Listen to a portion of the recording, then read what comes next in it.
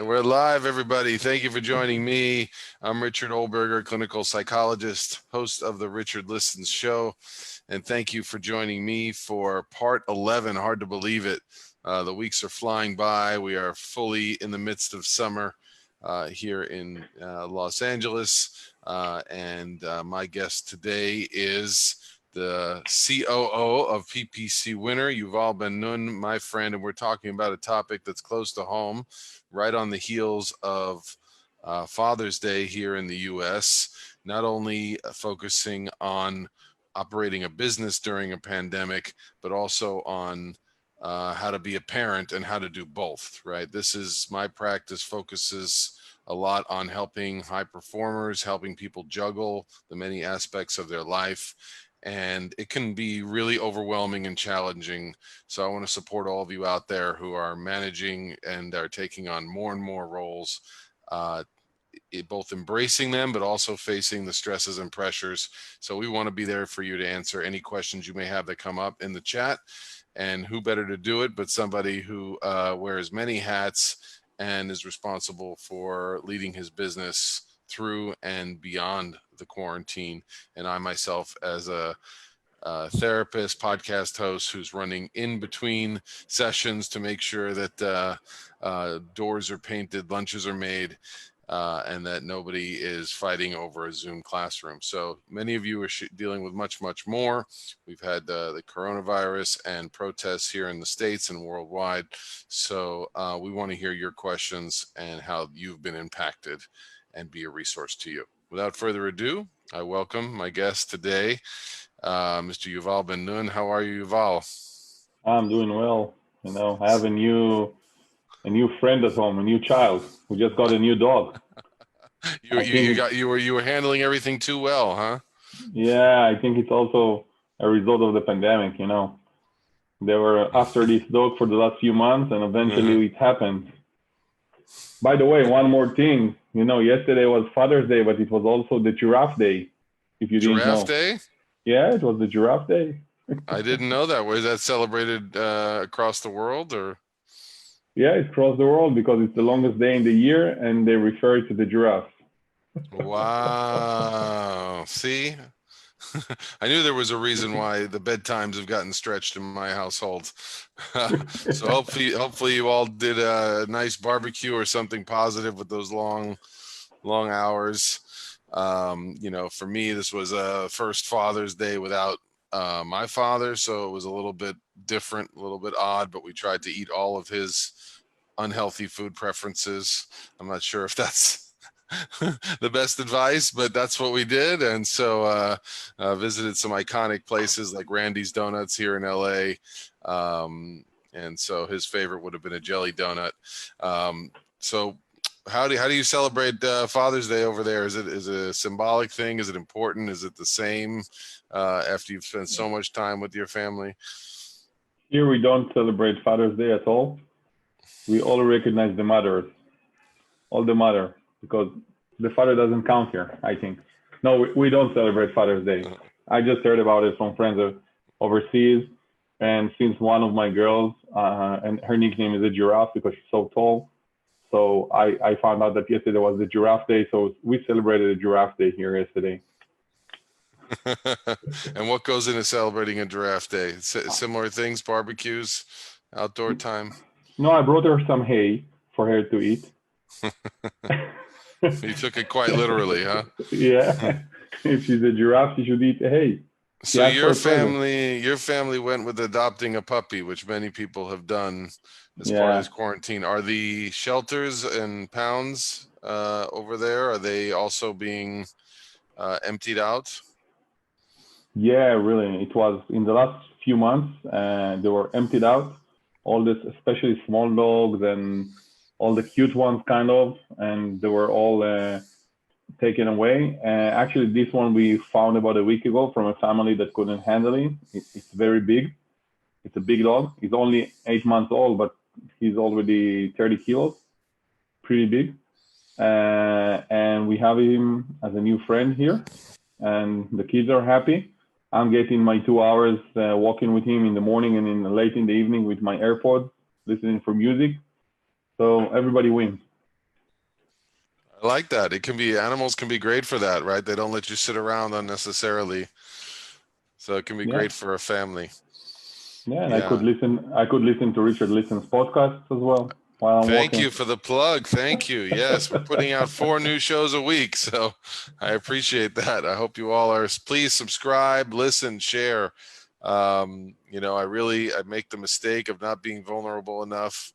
That's my weakness, to ask people to please follow it. It's not just being put out there so I can tell my friends and family I have a podcast. It's out there. I have amazing guests that have volunteered their time. 2 more great ones today. Musicians, sports and performance psychologists. So please check it out. I hope it'll be impactful the ways they've been impacted, both by protests growing up with diverse race relations, being parents through these protests here in LA, and what to tell your children when they're seeing such painful and harmful images on TV. Has that come up for you over there? Or are your kids shielded from this kind of media? No, Things? actually, my kids, I have twins, as you know, which are 11 years old or soon to be. They're 10 and a half. And they started to watch the news sometimes, and they saw all the protests there. And what's nice about kids is that they're very naive, and they don't see color, they don't see race, they see people, and they're much better than us in this way. I think they're being, I don't know, maybe their mind is changed and set with while they're growing and see the news or see the, I don't know, movements and things that people are thinking. But right now they're still pure, and they saw it as something very horrible and they couldn't understand why. But we weren't dealing with it too much with them because it was a bit horrifying how things were presented here in the news over and over again. I think, when I'm looking back in the last 3 months, and they went back to school here about a month ago, and everybody grew up a little. In the last 3 months, they became like older in some way. Not only in these 3 months, they're afraid, not afraid, but they understood that people can die around them. They understood that people can get sick. We have one of their cousins, which is a nephew of mine, was just 3 days ago. We found out that he's coronavirus. He's sick with the Symptoms corona. positive. Yeah. So he's right now isolated and waiting for treatment, or he doesn't have anything serious right now, so they're isolating them for now. And there was like a kind of for them also, they were under stress because a week before we met his mother, and whether she met him or not, and whether she's sick or not. And we waited for 3 days for the results, and they saw also a teacher at school the same. So, kids are wandering around, and we were working here all along the time, and they were like floating between the news, trying to occupy themselves. We were trying to work from home. So it was very challenging, and it is still challenging. On the other hand, I think they got something, we're all part of something which is much, much bigger than us. And I think we'll understand it only in years to come what happened, or whether we reacted as we should have, or something like that. I don't know if there is a right answer for that. Right. That's a challenging thing to be a parent too, when we don't have all the answers, when we don't know if we're telling them the right strategy to take. Every decision has a consequence. Are they placing kids in small cohorts in Israel right now, in smaller groups for classes? No, they started like this, and they released almost everything in the last week or so, or in school even before. We're heading to the second wave right now. We came to the point that we had almost no new people getting sick with corona on a daily basis. We had maybe less than 20, and now we're back to about 300 a day being discovered as corona identified. And we're heading to the second wave, but something happened also to the people around. And since we were at such a harsh quarantine for a long time, I don't see it going back. People are trying to live their lives, trying to do what they think, what they want, and trying to feel the freedom. And it will be very, very hard to control a new quarantine or something like that, or the second wave. But I don't know. Time will tell. Yeah, so it's a really, really critical time to be a parent, and a critical time in our history where people are balancing really tough considerations, like how do you keep your sanity and try and go about some normalcy, which psychologically and emotionally is so important. And even mentioned holidays, symbolic or not, things that give our lives meaning, get-togethers. On the other hand, we certainly don't want our loved one getting sick. So, yeah, I had a few in the last week or so. I met a few friends, and I heard some sentences that it hit me, and then I thought about it also about myself. That I have a friend which you met 25 years ago in the university as well. Amir was here, and he's a senior CFO in a public company in the US, and his kids never sees him. And all of a sudden, he was at home for 2 months, even though he was working all day in his study. They felt that he's at home, and whenever they wanted him, they could reach out to him, and he went back. So they actually got their father back at home after maybe 15 years that he was working always 12, 15 hours sometimes a day, coming back and still working. So, I think that things have changed. I have one of our employees that he came back to work, and we're working in the office right now, but he's working now 2 days a week from home to be more with his kids, to be more efficient. So, I think the cards are shuffled a little bit. So do you think that what you're saying is, the way this has changed our lifestyle, do you think this is going to change the way we parent, the way the decisions people make about being close to family and kids? Or do you think that after so many months on top of each other that people are going to be running back for their own space? You need to separate your relations with your spouse and your relation to your kids. But I think I heard also from other friends as well that they discovered their kids. All of a sudden, people were on a leave here for a month. We have almost close to 20% of the population were unemployed, so they were at home. And they discovered their kids. They were jogging with them, walking with them, teaching them, all of a sudden things that we never did. And I had a friend, she's a single mom with 3 kids. And she said she was supposed to go back to work, and she asked for another 2 weeks with the kids because she said, listen, so great.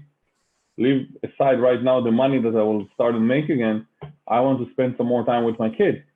I want to enjoy it. I want to learn about them. I want to, and also to try and bring them back to normality, because, the kids were sometimes depends on where we're in panic because of what happened around them. We are here, kind of, we need to go with masks outside and everything. And the older people, or let's say the grown-ups, are not always doing it as they should. But you see the kids walking around with their masks and trying to be in a distance and everything. So I think, we're teaching and learning together, I think, in a way. What questions do your children have that you've been interested by or challenged by?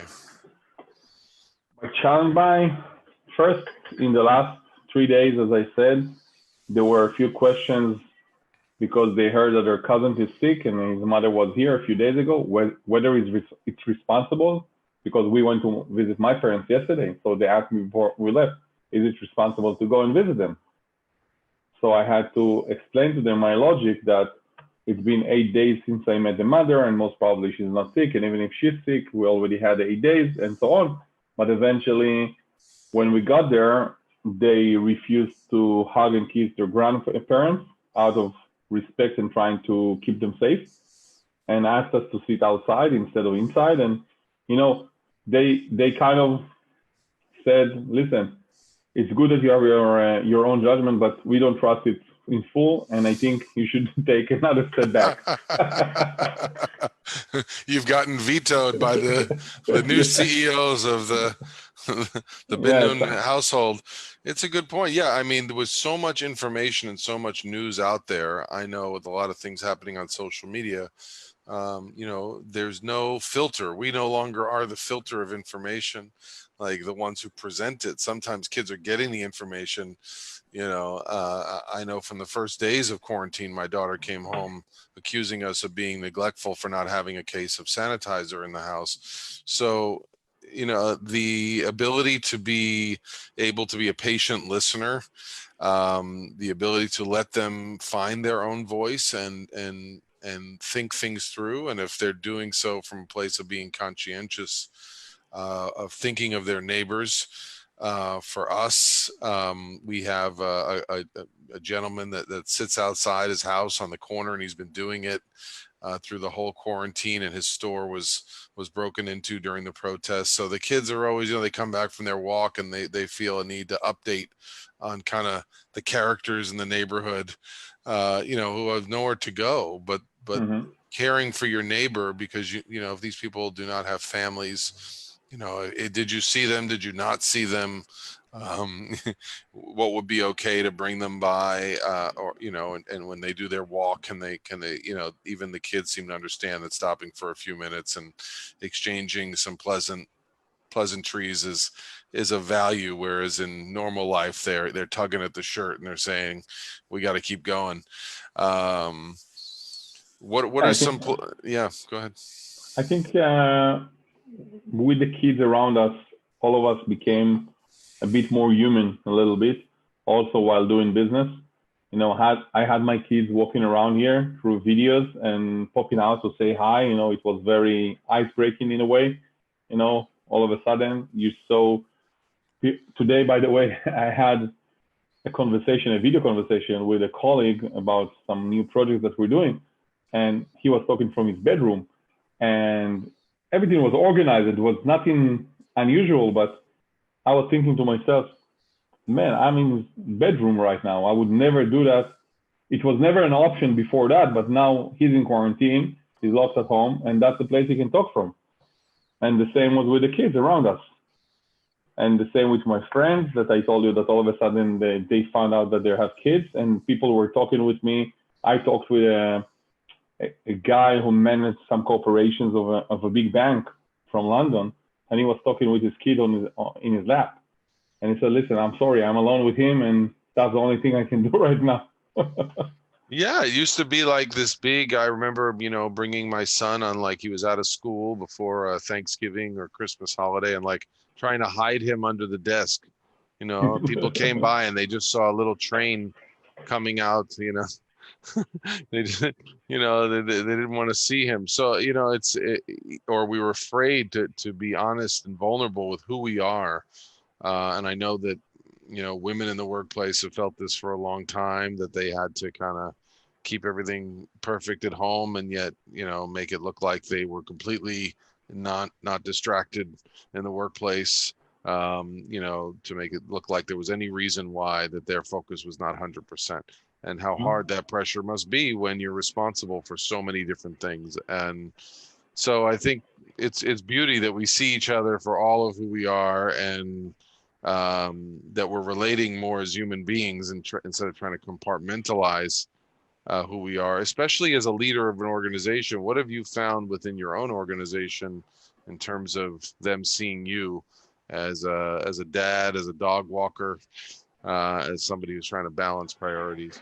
Yeah, I think that all of us, we have inside our own organization, and I saw other companies in the same building that we were working at, and other companies in the world, that all of a sudden people were sharing information that they never shared before. Like, I have a problem with my kid because I'm in quarantine and my wife needs to go somewhere, so I have to stay with him, or I need to bring him with me, or my kid is sick and he's at a risk, so I cannot come today, and we need to do it. And on the other hand, I think that people got, you were jungling in between, but in a way, I think people became more productive in some way. They felt more, they felt the love of the people around them, of their family. I have a friend who's running a business, which is not such a big business, of about 30 people. And he actually closed his offices, moved everybody to work from home, even now when they can work from the office, because everybody likes it. And they have like a shared space that they're meeting once a week for a staff meeting. And that's it. Everybody are working from home with their earphones, talking with each other. They're a bit different. They're developers, so they can work on their own anyway. But he actually closed the business. And everybody now are working from home and seeing their kids for lunch, having with them dinner. And the business is still, you know, what I learned is that even though people are taking their lunch breaks and having dinners and breakfast with their kids and walking around with the dogs or whatever, they're kind of became, everything merged with the family and the workplace, everything merged. And when I'm walking my dog at night, I'm listening to music, but I can also talk with a client, or I can look at my phone's emails, or, it's part of everything became together. And I think that the process of that we started with everything mobile and everything, and at some point people were trying to separate work from home. They were like, I have my laptop, I'm closing it, I'm going home, I don't want to open it, and I don't want emails at home. But now everything, like kind of the business is I don't know, earn something out of it, and also the people earn something out of it. And we all feel like everything merged in a way. Eventually we'll just be a big AI computer, all of us. Well, that's your job. I'm trying to keep us human. I feel like there's been movies made about this. What was the one about the AI the guy had in the house that was a few years ago? It slips my mind right now, but about becoming more and more human and almost, learning to outsmart humans at that point. But, my goal in my work is to keep things more and more, based on humanity and vulnerability, and still seeing that, this empowers people. Like, you're right. There is now this ability for, if you're a performer, if you're focused, if you feel taken care of by your company, not like they just want you to give your 40 hours and your 10 hours of commute and all just to survive. If you feel your company cares about your values and your family, you're likely to work harder and be more present for that company and give more back. People get so much out of that, being a part of a tribe, a company, an organization that they feel a part of something and that they're contributing to something that adds value to the world. So it's pretty powerful what we're describing and what we've been forced into, and the implications for the future, the ability to use technology and the ability to be connected to those who we love. So, I'm thankful for the opportunity. It is a little bit scary, and we do have to be a little bit more conscious right now. And there are a lot of unknowns, and it sounds like it's leading to, a key parenting tip here, which is to really listen to your children, see what's coming up from them, both from a behavioral perspective.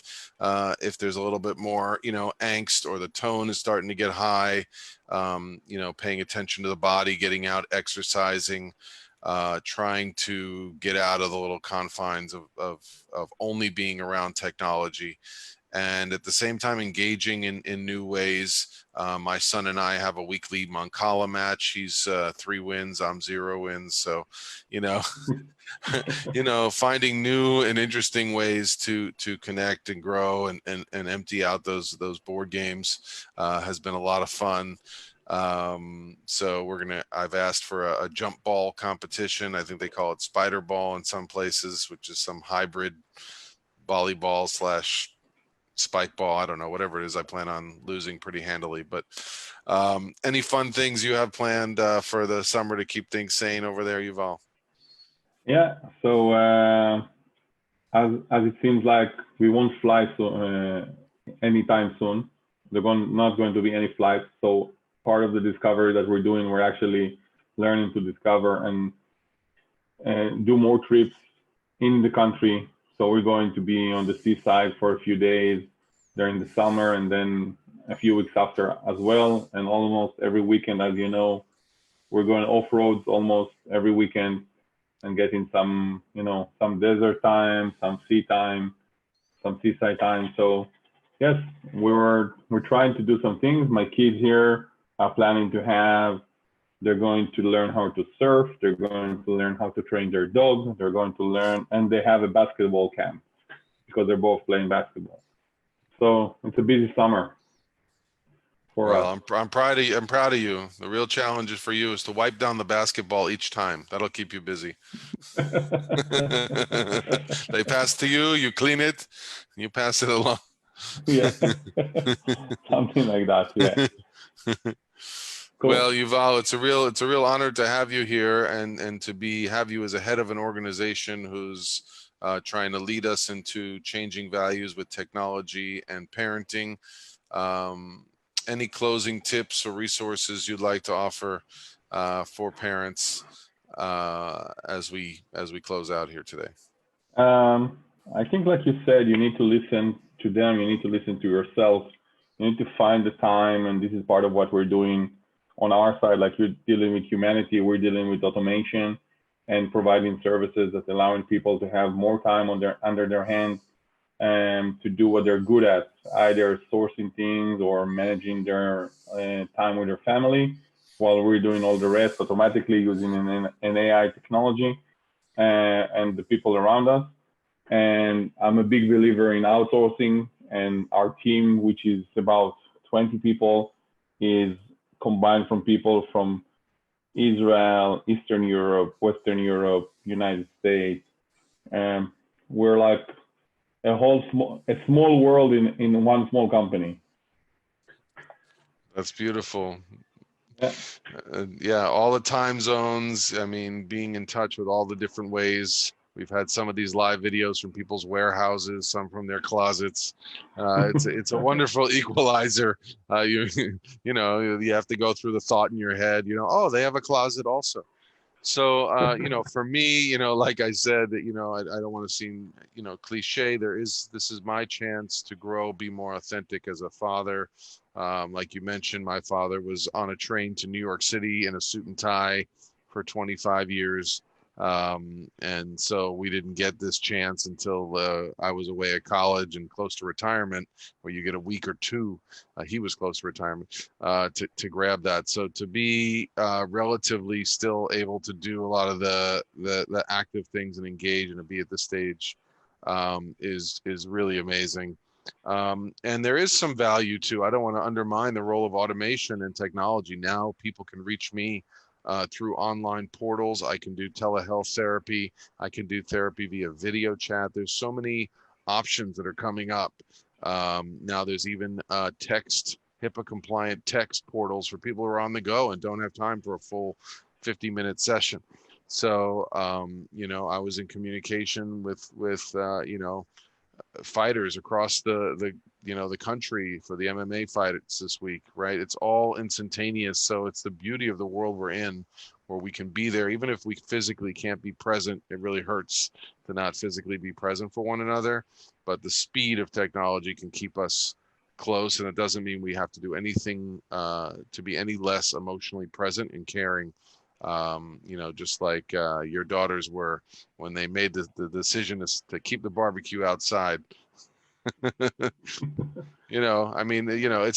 not right. It's not the kind of protest that we're facing here on that level, but kids in their own little way, in whatever way they need to stake their claim to being healthy and global citizens, we want to support their voice. So, yeah. You were talking here, and I was trying to hold my laugh because I have a girl out there at the window of the office waving at me. Come on, we need to go now. I want to go with the dog. We're running over. That's good. That's good.